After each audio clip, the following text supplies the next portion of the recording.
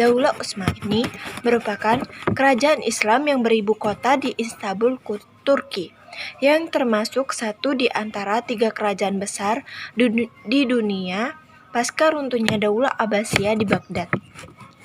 2 di antaranya adalah Daulah Mughal dan Daulah Safawi. Periode kekuasaan Daulah Utsmani berangsur selama lebih kurang 6 abad. Kekuasaan Daulah Utsmani meliputi sebagian Eropa, Afrika, dan juga Asia. Bisa juga dikatakan Daulah Utsmani sudah menguasai 3 benua. Sekian, terima kasih. Wassalamualaikum warahmatullahi wabarakatuh. Sejarah lahirnya Daulah Utsmani berawal dari Sulaiman Shah yang meninggalkan 4 orang putra, yaitu Sangkurtakin, Togadai, Ertogul, dan Dandan. Pasca meninggalnya Sulaiman Shah, keluarga besarnya terbagi menjadi 2 kelompok. Kelompok 1 menginginkan kembali ke daerah asalnya, dan kelompok 2 ingin melanjutkan ekspedisinya ke daerah Asia bersama Ertogul dan Dandan, yang kemudian Ertogul diangkat menjadi pemimpin baru dan menetap di Anatolia.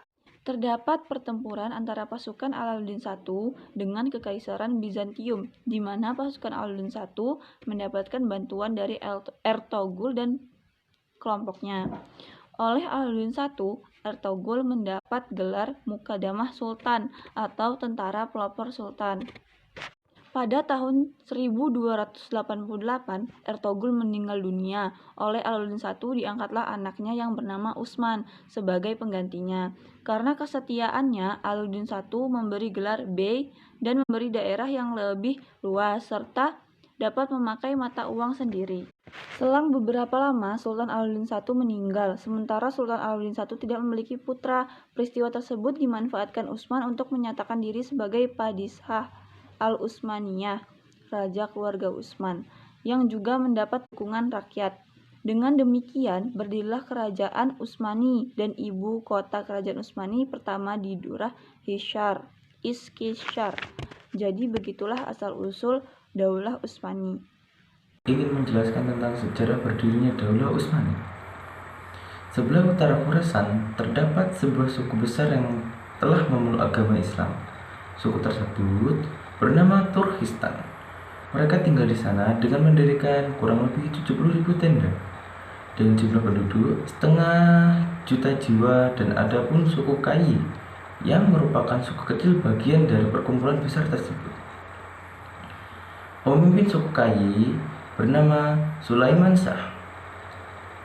Pada waktu terjadi penyerbuan dari bangsa Mongol yang dipimpin oleh Genghis Khan ke wilayah Turki Utsmani, kemudian mereka pindah ke tempat lain di bawah pimpinan Sulaiman.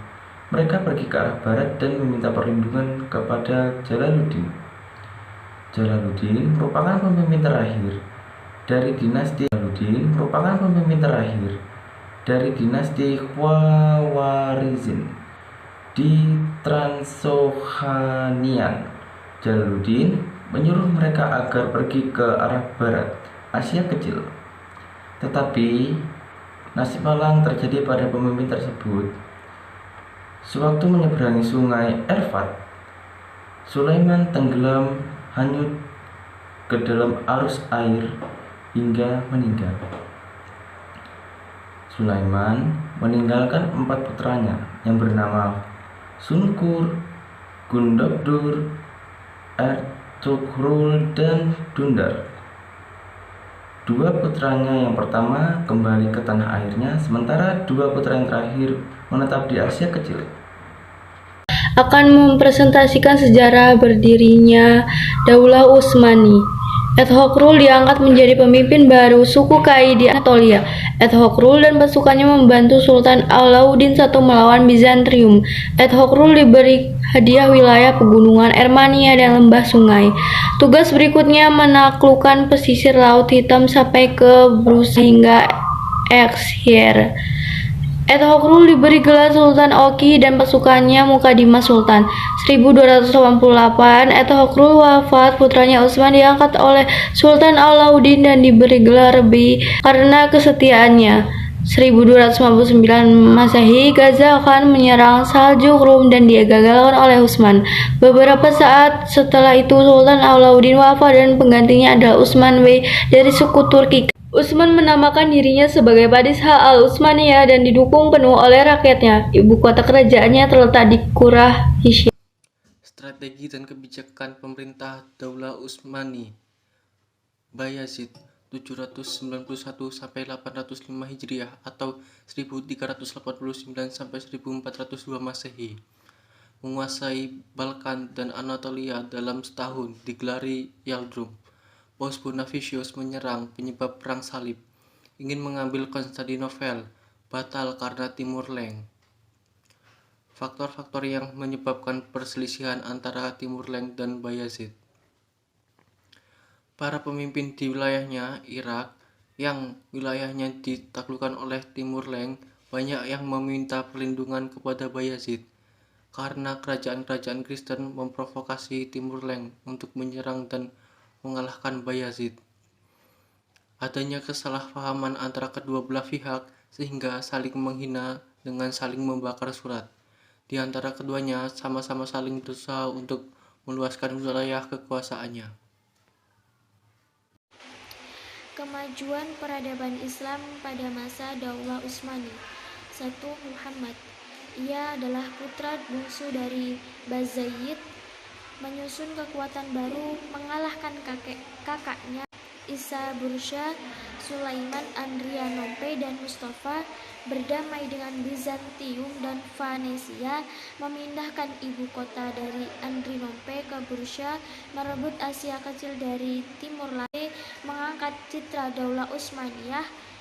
Beliau wafat di usia 43 tahun. Yang kedua adalah Murad II. Usia 18 tahun, dia sudah menggantikan ayahnya, menguasai kembali Asia Kecil, Salonika, Albianka, Afatah, dan Hongaria, membuat istana bernuansa ilmu akademis karena kecintaannya terhadap ilmu pengetahuan. Serangan Raja Eropa tak terbendung, Serbia merdeka, perjanjian perdamaian.